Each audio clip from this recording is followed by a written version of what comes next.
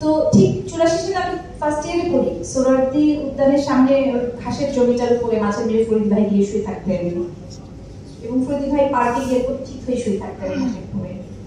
তো সেই প্রথম আমার হুমায়ুন ফরিদিকে দেখা চাক্ষুষ।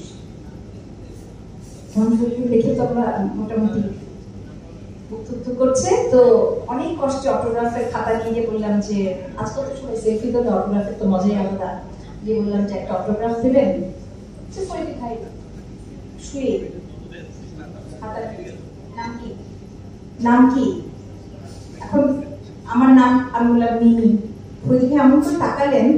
আসলে অনুরাধা কৃষ্ণের অলি যাকে বলতো ওই মাস লাভ ওয়ান আনাদার অর্থাৎ নায়িকার নাম হচ্ছে মিমি এবং ওটা এক সপ্তাহে প্রচারিত হয়েছে এবং পুরো শহর তখন সেই মিমি এবং অলির প্রেমের জলে ভুগছে। সেই সময় আমি ফরিদ ভাইকে বলেছি আমার নাম মিমি। ফরিদ ভাই এমন করে তাকিয়েছিলেন।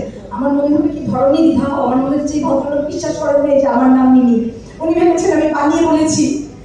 তারপরে ফরিদ ভাইকে অনেক পরে বলেছিলাম ফরিদ ভাই জানেন এরকম একটা ঘটনা আপনার সাথে আমার ঘটেছিল যখন আমরা একসাথে অভিনয় করতে গিয়েছি। ফরিদ ভাই জ্বরে কাঁপতে কাঁপতে ভীষণ ভীষণ ভীষণ অসুস্থ কাঁপতে কাঁপতে সেই মহিলাকে গেলেন। আমি বললাম আপনি কেন এসছেন? আমাকে আপনি ফোনে বলে দিলেই তো হতো যে আমি আমার শরীর খারাপ, আমি আজকে কাজ করবো না। তুই যদি আমি বিশ্বাস না করিস, তোর যদি মনে হয় যে আমার সত্যি সত্যি জ্বর আসেনি, আমি